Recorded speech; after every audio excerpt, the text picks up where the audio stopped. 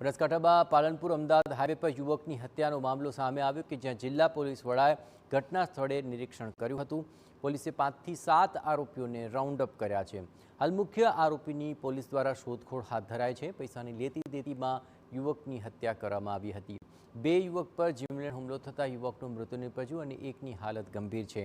પોલીસે ખાતરી આપતા પરિવારે યુવકનો મૃતદેહ સ્વીકાર્યો હતો।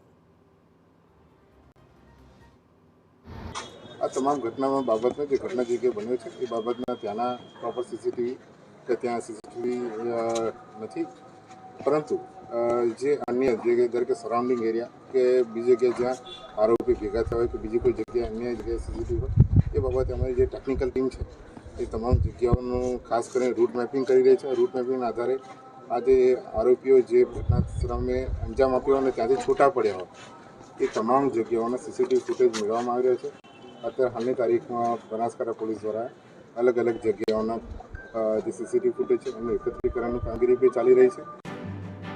આ ઘટનાને લઈને ચૌધરી સમાજના લોકો સિવિલ હોસ્પિટલ પહોંચ્યા હતા અને ભારે આક્રોશ વ્યક્ત કર્યો હતો અને જ્યાં સુધી આરોપીઓ નહીં પકડાય ત્યાં સુધી મૃતદેહ સ્વીકાર કરવાનો પણ ઇનકાર કર્યો હતો।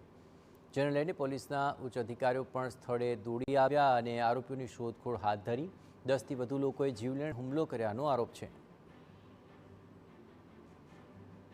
બધા જ અહીંયા યુવાનોનું એક જ મત છે, એને અહીંયા હાજર કરો, ગમે તે થાય એને પોલીસ સ્ટેશનમાં પકડીને તમે હાજર કરો। એ હાજર થશે, સ્પેશિયલ સીટની રચના કરવામાં આવે અને ફાસ્ટ ટ્રેક કોર્ટમાં કેસ ચલાવો તમે। આ એક 30-32 વર્ષનો યુવાન, એની ઘેર નાની 7 મહિનાની છોકરી છે।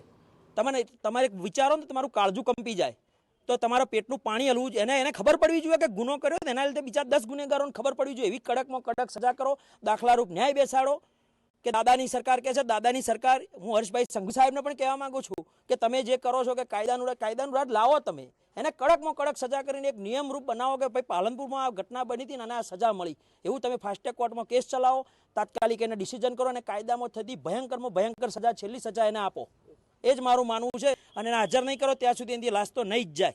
કોઈ અસામાજિક તત્વો 3 થી 4 ગાડી ભરી અને ખુલ્લી તલવારો, પાઇપો અને લકડીઓ લઈ અને એમના ઉપર ઉચિંતો જ હુમલો કરી દીધો। એમાંથી એમને તાત્કાલિક પછી એ લોકો ત્યાંથી ભાગી નીકળ્યા અને બંને ભાઈઓને હોસ્પિટલમાં લઈ જવામાં આવ્યા। તે અમારા એક ભાઈ ભરતભાઈનું રાત્રે અવસાન થયું છે।